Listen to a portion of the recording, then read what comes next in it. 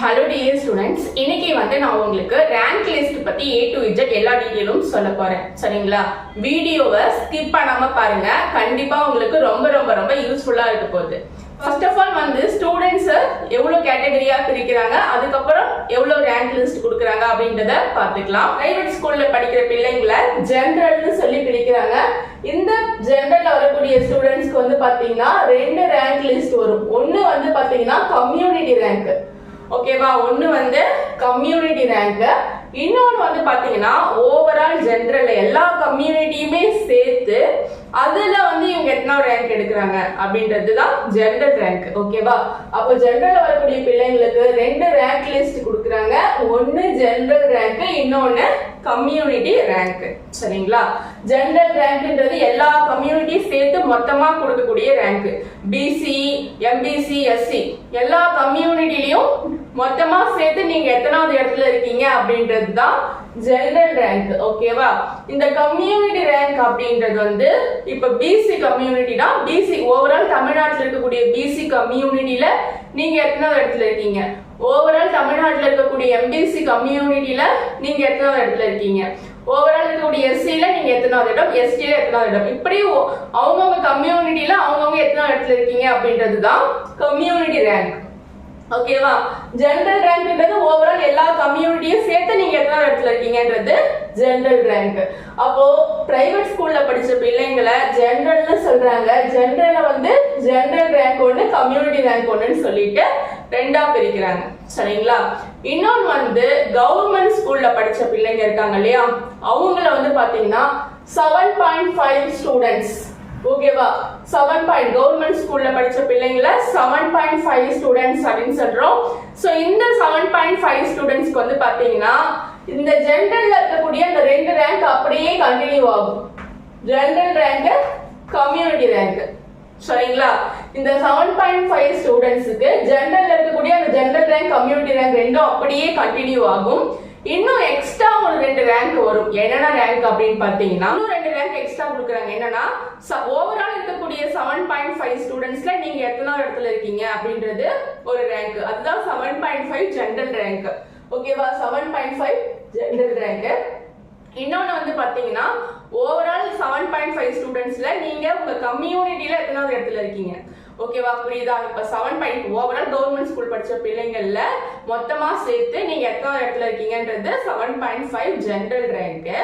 இன்னொன்னு 7.5ல பாத்தீங்கன்னா PC community ஸ்டூடெண்ட்ஸ்ல நீங்க எத்தனை இடத்துல இருக்கீங்க, 7.5ல எம்பிசி ஸ்டூடெண்ட்ஸ்ல நீங்க எத்தனை இடத்துல இருக்கீங்க, 7.5ல இருக்கக்கூடிய எஸ்சி ஸ்டூடெண்ட்ஸ்ல நீங்க எத்தனை இடத்துல இருக்கீங்க அப்படின்றது தான் 7.5 கம்யூனிட்டி ரேங்க். புரியுதுங்களா? அப்போ ஜெனரல் ஸ்டூடெண்ட்ஸ்க்கு ஜெனரல் ரேங்க், கம்யூனிட்டி ரேங்க்னு சொல்லிட்டு ரெண்டு ரேங்க் கொடுக்குறாங்க.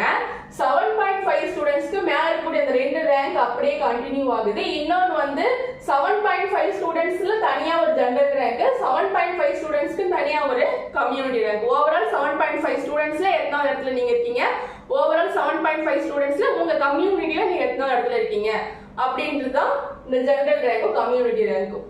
சரிங்களா? அப்போ 7.5 ஸ்டூடெண்ட்ஸ்க்கு 4 ரேங்க் வரும். ஜெனரல் ஸ்டூடெண்ட்ஸ்க்கு 2 ரேங்க் வரும். சரிங்களா? நீங்க 27th அன்னைக்கு ரேங்க் லிஸ்ட் வந்ததுக்கு அப்புறம் இதெல்லாம் கரெக்டா இருக்கான்றத செக் பண்ணிக்கணும். சரியா? அடுத்தது பாருங்க, ஸ்பெஷல் ரிசர்வேஷன், ஓகேவா? இந்த ஸ்பெஷல் ரிசர்வேஷன்ல யாரெல்லாம் வருவாங்க அப்படின்னு உங்களுக்கே தெரியும். டிசபிலிட்டி ஸ்டூடெண்ட்ஸ், எக்ஸ் சர்வீஸ் மேனுடைய பையனும் பொண்ணும், ஓகேவா? எக்ஸ் சர்வீஸ் மேனுடைய பிள்ளைங்க. இன்னொன்னு பாத்தீங்கன்னா ஸ்போர்ட்ஸ் கோட்டாவில இருக்கவங்க. இவங்க 3 பேருமே இந்த ஸ்பெஷல் ரிசர்வேஷன்ல வருவாங்க. இந்த ஸ்பெஷல் ரிசர்வேஷனுக்கு பாத்தீங்கன்னா இவங்க 2 பேருக்கும் கொடுத்த மாதிரி கம்யூனிட்டி ரேங்க் கொடுக்க மாட்டாங்க. சரிங்களா? இவங்களுக்கு பாத்தீங்கன்னா ஸ்பெஷல் ரிசர்வேஷன்ல வரவங்களுக்கு கம்யூனிட்டி ரேங்க் கிடையாது. அதாவது கம்யூனிட்டி ரேங்க் கிடையாது அப்படின்னா ஸ்பெஷல் ரிசர்வேஷன்ல தான் கம்யூனிட்டி ரேங்க் கிடையாது, ஓகேவா? ஓவரால் இருக்கக்கூடிய டிசபிலிட்டி ஸ்டூடெண்ட்ஸ்க்கு தனி ரேங்க் கொடுப்பாங்க, எக்ஸ் சர்வீஸ் மேன் பிள்ளைங்களுக்கு தனி ரேங்க் கொடுப்பாங்க, ஸ்போர்ட்ஸ் கோட்டால இருக்கவங்களுக்கு தனி ரேங்க் கொடுப்பாங்க. சரிங்களா? அதுல கம்யூனிட்டி எதுவும் பிரிக்க மாட்டாங்க, ஓகேவா? ஸ்பெஷல் ரிசர்வேஷனுக்கு தனியா கம்யூனிட்டி பிரிக்க மாட்டாங்க, கேட்டகரி தான் பிரிப்பாங்க. இந்த மாதிரி டிசபிலிட்டினா அவங்களுக்கு தனி ரேங்க், அதுக்கப்புறம் ஸ்போர்ட்ஸ் கோட்டானா அவங்களுக்கு தனி ரேங்க், அதுக்கப்புறம் எக்ஸ் சர்வீஸ் மேன் பிள்ளைங்கன்னா அவங்களுக்கு தனி ரேங்க். இந்த மாதிரி கேட்டகரி வைஸ் தான் பிரிச்சு அவங்களுக்கு ரேங்க் கொடுப்பாங்களே தவிர இந்த ஸ்பெஷல் ரிசர்வேஷனுக்கு தனியா கம்யூனிட்டி பிரிக்க மாட்டாங்க. ஓகேவா? சரி, ஓகே. இப்போ இந்த ஸ்பெஷல் ரிசர்வேஷனை 3 சொன்னேன். ஒன்னு வந்து ஸ்போர்ட்ஸ் கோட்டால வரவங்க, ஓகேவா, வந்து ஸ்போர்ட்ஸ் கோட்டால வரவங்க, 2 வந்து எக்ஸ் சர்வீஸ்மேன் பிள்ளைங்க, 3 வந்து டிசபிலிட்டி. ஓகேவா? இப்போ இந்த 3 பேருமே எதுல வருவாங்க? ஸ்பெஷல் ரிசர்வேஷன்ல வருவாங்க. சரி, ஓகே. இப்போ இந்த ஸ்பெஷல் ரிசர்வேஷன்ல வந்து பாத்தீங்கன்னா உங்களுக்கு இந்த ஸ்பெஷல் ரிசர்வேஷன்ல இருக்கக்கூடிய ஸ்டூடெண்ட்ஸ் வந்து ஜெனரல் கவுன்சிலிங்லும் பார்ட்டிசிபேட் பண்ணலாம். ஓகேவா? இந்த ஸ்பெஷல் ரிசர்வேஷன் ஸ்டூடெண்ட்ஸ் வந்து ஜெனரல் கவுன்சிலிங்லயுமே பார்ட்டிசிபேட் பண்ணலாம். அதனால அவங்களுக்கு வந்து பாத்தீங்கன்னா இந்த 2 ரேங்க்குமே கண்டினியூ ஆகும். ஜெனரல் ரேங்க், கம்யூனிட்டி ரேங்க், இந்த 2 ரேங்க்குமே இவங்களுக்கு கண்டினியூ ஆகும். இது ஓவரால் டிசபிலிட்டி ஸ்டூடெண்ட்ஸ்ல இவங்க எத்தனாவது இடத்துல இருக்காங்க அப்படின்ட்டு டிசபிலிட்டி ஜெனரல் ரேங்க்னு ஒன்று வரும். இன்னொன்று வந்து ஸ்போர்ட்ஸ் கோட்டாவா இருந்தா ஓவரால் ஸ்போர்ட்ஸ் கோட்டால இருக்கக்கூடிய ஸ்டூடெண்ட்ஸ்ல இவங்க எத்தனாவது இடத்துல இருக்காங்கன்னு சொல்லிட்டு ஸ்போர்ட்ஸ் கோட்டா ஜெனரல் ரேங்க் ஒன்று வரும். இன்னொன்று வந்து பாத்தீங்கன்னா இவங்க வந்து எக்ஸ் சர்வீஸ்மேன் பிள்ளைங்களா இருந்துச்சுன்னா ஓவரால் இருக்கக்கூடிய எக்ஸ் சர்வீஸ்மேன் பிள்ளைங்களை இவங்க எத்தனாவது இடத்துல இருக்காங்கன்னு சொல்லிட்டு எக்ஸ் சர்வீஸ்மேன் ஜெனரல் ரேங்க் ஒன்று வரும். சரிங்களா? சோ இப்போ இந்த 3 கேட்டகரியா பிரிச்சு இந்த கேட்டகரியில இருக்கவங்களுக்கு ஒரு ஜெனரல் ரேங்க், இந்த கேட்டகரியில இருக்கவங்களுக்கு ஒரு ஜெனரல் ரேங்க், இந்த கேட்டகரியில இருக்கவங்களுக்கு ஒரு ஜெனரல் ரேங்க் கொடுப்பாங்க. அது மட்டும் இல்லாம இந்த 3 பேருக்குமே இதுல இருக்கக்கூடிய ஜெனரல் ரேங்க், கம்யூனிட்டி ரேங்கும் இவங்க 3 பேருக்குமே கண்டினியூ ஆகும். அது இல்லாம இவங்களுக்கு தனி ஜெனரல், இவங்களுக்கு தனி ஜெனரல் ரேங்க், இவங்களுக்கு தனி ஜெனரல் ரேங்க் ஸ்பெஷல் ரிசர்வேஷன்ல வரும். சரிங்களா? சரி, ஓகே. இப்பதான் இதுதான் உங்களுக்கு ஸ்பெஷல் ரிசர்வேஷன்ல வரக்கூடிய ரேங்க். இது தவிர்த்து ஸ்பெஷல் ரிசர்வேஷன்லயே வந்து பாத்தீங்கன்னா 7.5 ஸ்டூடெண்ட்ஸ் இருப்பாங்க. ஸ்பெஷல் ரிசர்வேஷன்ல இருக்கக்கூடிய ஸ்டூடெண்ட்ஸே கவர்மெண்ட் ஸ்கூல்ல படிச்சவங்களா இருந்தா அவங்கள வந்து ஸ்பெஷல் ரிசர்வேஷன் 7.5னு சொல்லுவோம். சரிங்களா? ஸ்பெஷல் ரிசர்வேஷன் 7.5ல வரவங்க வந்து பாத்தீங்கன்னா இந்த கவுன்சிலிங்லயும் பார்ட்டிசிபேட் பண்ணலாம், இந்த கவுன்சிலிங்லயும் பார்ட்டிசிபேட் பண்ணலாம், இந்த ஸ்பெஷல் ரிசர்வேஷன் ஜெனரல் கவுன்சிலிங் இருக்கு இல்லையா அதுலயுமே பார்ட்டிசிபேட் பண்ணலாம். ஓகேவா? அதுலயும் பார்ட்டிசிபேட் பண்ணலாம். 1.5 அவங்களுக்கு தனியா ஒண்ணு இருக்கு இல்லையா அதுலயுமே அவங்க பார்ட்டிசிபேட் பண்ணலாம். அதனால வந்து பாத்தீங்கன்னா இந்த ஸ்பெஷல் ரிசர்வேஷன்ல 7.5ல வராங்க இல்லையா அவங்களுக்கு வந்து இந்த ஜெனரல்ல வரக்கூடிய ஜெனரல் ரேங்க், கம்யூனிட்டி ரேங்க் இந்த 2 ரேங்க்கும் கண்டினியூ ஆகும். அதே மாதிரி இந்த 7.5 ஸ்டூடெண்ட்ஸ்க்கு வரக்கூடிய ஜெனரல் ரேங்க், கம்யூனிட்டி ரேங்க் அந்த ரேங்க்கும் கண்டினியூ ஆகும். அதே மாதிரி இந்த ஸ்பெஷல் ரிசர்வேஷன் ஸ்டூடெண்ட்ஸ்க்கு வரக்கூடிய ஜெனரல் ரேங்க் அதுவும் கண்டினியூ ஆகும். இது தவிர்த்து ஸ்பெஷல் ரிசர்வேஷன் 7.5 ரேங்க் ஒன்னு கண்டினியூ ஆகும். சரிங்களா? அப்போ ஸ்பெஷல் ரிசர்வேஷன் 7.5ல இருந்தாங்க அப்படின்னா ஸ்பெஷல் ரிசர்வேஷன் 7.5 ஸ்டூடெண்ட்ஸ்க்கு வந்து பாத்தீங்கன்னா நார்மலா ஜெனரல் ரேங்க் வருது, இவங்களுக்கு வரக்கூடிய ஜெனரல் ரேங்க் வருது, இவங்களுக்கு வரக்கூடிய கம்யூனிட்டி ரேங்க் வருது. அதுக்கப்புறம் 7.5 ஸ்டூடெண்ட்க்கு வரக்கூடிய 7.5 ஜெனரல் ரேங்க் வருது, இவங்களுக்கு வரக்கூடிய 7.5 கம்யூனிட்டி ரேங்க் வருது. அதே மாதிரி இந்த ஸ்பெஷல் ரிசர்வேஷன்ல இருக்கவங்களுக்கு வரக்கூடிய ஸ்பெஷல் ரிசர்வேஷன் ஜெனரல் ரேங்க் வருது. இது தவிர்த்து உங்களுக்கு எக்ஸ்ட்ரா ஒரு ரேங்க் வருது. என்னன்னு பாத்தீங்கன்னா ஸ்பெஷல் ரிசர்வேஷன் 7.5 ரேங்க். சரிங்களா? ஸ்பெஷல் ரிசர்வேஷன் 7.5ல நீங்க இருந்தீங்க அப்படின்னா 2 3 4 5 6 அப்போ நீங்க ஸ்பெஷல் ரிசர்வேஷன் 7.5ல இருந்தீங்க அப்படின்னா உங்களுக்கு எத்தனை ரேங்க் வருது? 6 ரேங்க் வருது. சரிங்களா? இதுவே நீங்க ஸ்பெஷல் ரிசர்வேஷன் ஜெனரல்ல இருந்தீங்க அப்படின்னா உங்களுக்கு என்ன ரேங்க் வரும்? ஜெனரல் ரேங்க் ஒன்று வரும், கம்யூனிட்டி ரேங்க் ஒன்று வரும். ஓகேவா? 7.5 உங்களுக்கு கிடையாது, 7.5 கம்யூனிட்டி ரேங்க் உங்களுக்கு கிடையாது. இந்த ஸ்பெஷல் ரிசர்வேஷன் ஜெனரல் ரேங்க் ஒன்று வரும். அப்போ 1 2 3 அப்போ நீங்க ஸ்பெஷல் ரிசர்வேஷன் ஜெனரல்ல இருந்தீங்க அப்படின்னா உங்களுக்கு வந்து 3 ரேங்க் வரும். சரிங்களா? இதெல்லாம் செக் பண்ணிக்கோங்க. ரேங்க் லிஸ்ட் வந்ததுக்கு அப்புறம் கரெக்டா இருக்கான்னு பாத்துக்கோங்க. இதை தவிர்த்து நீங்க ஸ்பெஷல் ரிசர்வேஷன்ல இல்ல ஜெனரல்ல மட்டும் தான் இருக்கீங்க அப்படின்னா உங்களுக்கு என்ன ரேங்க் வரும்னு பாத்தீங்கன்னா ஜெனரல் ரேங்க் ஒன்று வரும், கம்யூனிட்டி ரேங்க் ஒன்று வரும். 2 ரேங்க் தான் வரும். சரிங்களா? இது வந்து ஜெனரல் ஸ்டூடெண்ட்ஸ்க்கு 2 ரேங்க் வருது. ஓகேவா? நீங்க வந்து 7.5ல இருக்கீங்க அப்படின்னா ஸ்பெஷல் ரிசர்வேஷன் இல்லாம வெறும் 7.5ல மட்டும் இருக்கீங்க அப்படின்னா உங்களுக்கு வந்து இந்த ஜெனரல் ரேங்க் ஒன்று வரும், கம்யூனிட்டி ரேங்க் ஒன்று வரும், 7.5 ஜெனரல் ரேங்க் ஒன்று வரும், 7.5 கம்யூனிட்டி ரேங்க் ஒன்று வரும். இது 2 வராது உங்களுக்கு. அப்போ 1 2 3 4 அப்போ உங்களுக்கு வந்து 4 ரேங்க் வருது. சரிங்களா? அப்ப இருக்கிறதுல யாருக்கு அதிகபட்ச ரேங்க் வருதுன்னு பாத்தீங்கன்னா ஸ்பெஷல் ரிசர்வேஷன் 7.5ல இருக்கவங்களுக்கு தான் அதிகபட்சமான ரேங்க். இருக்கிறதுல குறைந்தபட்ச ரேங்க் யாருக்குன்னு பாத்தீங்கன்னா ஜெனரல் ரேங்க். ஓகேவா? ஜெனரல் கவுன்சிலிங்ல இருக்கக்கூடிய ஸ்டூடெண்ட்ஸ்க்கு தான் இருக்கிறதுல குறைந்தபட்ச ரேங்க் 2 ரேங்க் மட்டும் வருது. ஓகேவா? இப்போ உங்களுக்கு புரியுதா யாருக்கு எவ்வளவு ரேங்க் வருது அப்படின்றது உங்களுக்கு கிளியரா புரிஞ்சிருக்கும்னு நினைக்கிறேன். சோ அடுத்தது வந்து பாத்தீங்கன்னா நீங்க சாய்ஸ் ஃபில்லிங் பண்ணும்போது நான் முன்னாடியே சொன்ன மாதிரி கரெக்டா சாய்ஸ் ஃபில்லிங் பண்ணணும். சரிங்களா? உங்களுக்கு ரொம்ப பிடிச்ச காலேஜ் ஃபர்ஸ்ட் ஆப்ஷனாவும், அது இல்லைன்னா இதுன்ற காலேஜ் செகண்ட் ஆப்ஷனாவும் அந்த ஆர்டர்ல நீங்க சாய்ஸ் ஃபில்லிங் வைக்கணும். சரியா? இப்போ சாய்ஸ் ஃபில்லிங் வைக்கும்போது வந்து பாத்தீங்கன்னா வந்து கம்ப்யூட்டர் சயின்ஸ் தான் படிக்கணும்னு ஆசைப்படுறீங்க. ஓகேவா? ஆனா என்ன பண்றீங்க, ஒரு காலேஜ் எடுத்துக்கிட்டதும் அந்த காலேஜ்ல இருக்கக்கூடிய கோர்ஸ் எல்லாம் லைனா வச்சுட்டு அதுக்கப்புறமா செகண்ட் காலேஜுக்கு போய் திரும்பி சிஎஸ்சி வைக்கிறீங்க. ஓகேவா? அந்த தப்ப நீங்க பண்ணக்கூடாது. ஓகேவா? இப்போ வந்து நீங்க வந்து கம்ப்யூட்டர் சயின்ஸ் தான் படிக்கணும்னு ஆசைப்படுறீங்க. ஓகேவா? ஒரு 3 காலேஜ் நீங்க சூஸ் பண்றீங்க. 3 காலேஜ்ல எந்த காலேஜ்ல சிஎஸ்சி கிடைச்சாலும் எனக்கு ஓகேன்ற மாதிரி 3 காலேஜ் நீங்க சூஸ் பண்றீங்க. அப்படி சூஸ் பண்ணும்போது நீங்க ஒரு தப்பை மட்டும் பண்ணவே கூடாது. என்னன்னு பாத்தீங்கன்னா, இப்போ நீங்க சிஇஜி நீங்க சூஸ் பண்றீங்கன்னு வச்சுக்கோங்களேன். நீங்க சிஇஜி சாய்ஸ் ஃபில்லிங் பண்ணும்போது அந்த சிஇஜி காலேஜ்ல இருக்கக்கூடிய எல்லா கோர்ஸும் கீழே வந்து ஷோ ஆகுது இல்லையா?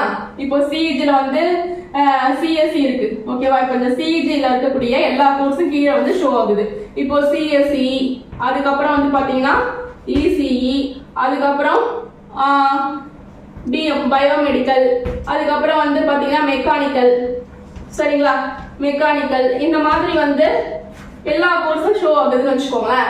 நீங்க என்ன பண்ணக்கூடாது, சரி சிஇஜியை நம்ம எடுத்துட்டோம், அது இருக்கக்கூடிய எல்லா கோர்ஸையும் முடிச்சுட்டு அதுக்கப்புறம் இது சாய்ஸ் ஃபில்லிங் வைப்போம் அப்படின்னு சொல்லி வைக்க கூடாது. சரிங்களா? இந்த சிஇஜி கேம்பஸ் நம்ம எடுத்துட்டோம், இந்த கேம்பஸ்ல இருக்கக்கூடிய எல்லா கோர்ஸையும் ஃபர்ஸ்ட் சாய்ஸ் ஃபில்லிங்ல வச்சுட்டு அதுக்கப்புறமா இந்த காலேஜுக்கு போவோம் அப்படின்னு சொல்லி போகக்கூடாது. அப்படி நீங்க போனீங்க அப்படின்னா என்ன ஆகும்னு பாத்தீங்கன்னா, சிஸ்டம் வந்து சிஇஜி இருக்கக்கூடிய சிஎஸ்சி உங்களுக்கு கொடுக்கலாமான்னு பார்க்கும். சரிங்களா? அப்படி பார்க்கும்போது என்ன ஆகுது, இது உங்களுக்கு கிடைக்கல, சிஎஸ்சி உங்களுக்கு கொடுக்க முடியாது, உங்களோட அதிகமான கட் ஆஃப் எடுத்தவங்க இதுக்கு சாய்ஸ் ஃபில்லிங் போட்டிருக்காங்க அப்படின்ற போது இது உங்களுக்கு கொடுக்க முடியாதுன்னும் போது ஈஸியா பார்க்கும். ஈஸியும் உங்களுக்கு கொடுக்க முடியாதுன்னும் போது பயோமெடிக்கல பார்க்கும். அதுவும் உங்களுக்கு கொடுக்க முடியாதுன்னும் போது மெக்கானிக்கல் பார்க்கும். மெக்கானிக்கல் உங்களுக்கு கொடுக்க முடியும் அப்படின்னும் போது சிஇஜி கேம்பஸ்ல இருக்கக்கூடிய மெக்கானிக்கல் தான் உங்களுக்கு கிடைக்கும். சரிங்களா? சிஇஜி கேம்பஸ்ல இருக்கக்கூடிய மெக்கானிக்கல் தான் உங்களுக்கு கிடைக்கும். இப்போ நீங்க இதே மாதிரி நீங்க லைனா சிஇஜில இருக்கக்கூடிய எல்லா கோர்ஸையும் சாய்ஸ் ஃபில்லிங் பண்ணி முடிச்சிட்டீங்க. ஓகேவா? அப்ப முடிக்கும் போது இது வந்து ஃபர்ஸ்ட் சாய்ஸ்னு வரும், இது வந்து செகண்ட் சாய்ஸ்னு வரும், இது வந்து தேர்ட் சாய்ஸ்னு வரும், இது வந்து ஃபோர்த் சாய்ஸ்னு வரும். ஓகேவா? ஒரே காலேஜ்ல நீங்க எத்தனை கோர்ஸ் கொடுத்தாலும் first choice, second choice, third choice, fourth choice தான் வரும். அடுத்தது நீங்க கொடுக்கக்கூடிய சாய்ஸ், அடுத்த காலேஜ் நீங்க கொடுக்கக்கூடிய சாய்ஸ் வந்து 5th அப்படின்னு தான் வரும். சரிங்களா? இவ்வளவு நாள் நீங்க ஒரே காலேஜ் தான் கொடுத்துருக்கீங்க, இப்பதான் நீங்க காலேஜை மாத்துறீங்க, அதனால இது 5th ஆப்ஷனா தான் வரும். இது வந்து செகண்ட் வராது சாய்ஸ் உங்களுக்கு. ஓகேவா? இப்போ நீங்க சிஇஜில கொடுக்கக்கூடிய எல்லா கோர்ஸுமே first choice, second choice, third choice, ஃபோர்த்னு வந்துரும். அடுத்து நீங்க பிஎஸ்சி இப்ப கொடுக்க போறீங்க இல்லையா, இது உங்களுக்கு 5th சாய்ஸா உங்களுக்கு காட்டும். சரிங்களா? இப்போ நீங்க 5th சாய்ஸ்ல பிஎஸ்சில, ஓகேவா, பிஎஸ்சில சிஎஸ்சி கொடுத்துருக்கீங்க. ஆனா நீங்க சாய்ஸ் ஃபில்லிங் தப்பா பண்ணதுனால இப்ப உங்களுக்கு மெக்கானிக்கலே கிடைச்சிருச்சு. ஓகேவா? மெக்கானிக்கல் கிடைச்சிருச்சு. இப்ப இந்த மெக்கானிக்கல் வேணாம், எனக்கு பிஎஸ்சில இருக்கக்கூடிய சிஎஸ்சி தான் வேணும் அப்படின்னா உங்களால கண்டிப்பா எடுக்கவே முடியாது, சீட் எடுக்கவே முடியாது. ஏன்னா உங்களுக்கு ஒரு காலேஜ் கிடைச்சிருச்சு அப்படின்னா அந்த காலேஜுக்கு கீழே இருக்கக்கூடிய கோர்ஸை உங்களால எடுக்க முடியாது. சரிங்களா? ஒரு காலேஜ் உங்களுக்கு கிடைச்சிருச்சு அப்படின்னா அந்த காலேஜ்ல ஒரு காலேஜ்ல இருக்கக்கூடிய கோர்ஸ் உங்களுக்கு கிடைச்சிருச்சு அப்படின்னா அதுக்கு கீழே நீங்க ஒரு ஆப்ஷன் சாய்ஸ் கொடுத்துருப்பீங்க இல்லையா, அதை உங்களால எடுக்க முடியாது. ஓகேவா? ஆனாலும் கூட நீங்க மேல இருக்கக்கூடிய 3 கோர்ஸையும் ட்ரை பண்ணி அப்போர்ட்ன்ற ஆப்ஷன் கொடுத்து, ஓகேவா, அப்போர்ட்ன்ற ஆப்ஷனை கொடுத்து ஒரு 2-3 நாள் வெயிட் பண்ணி மேல இருக்கக்கூடிய காலேஜுக்கு ட்ரை பண்ணி நீங்க எடுத்துக்கலாம். சரிங்களா? ஆனா இந்த மெக்கானிக்கலுக்கு கீழே இருக்கக்கூடிய இந்த 4th அடுத்த ஆப்ஷனா இருக்கக்கூடிய 5th ஆப்ஷனை உங்களால எடுக்க முடியாது. அதாவது 5th ஆப்ஷன் நீங்க வச்சிருக்கக்கூடிய பிஎஸ்சில இருக்கக்கூடிய சிஎஸ்சி உங்களால எடுக்கவே முடியாது. சரிங்களா?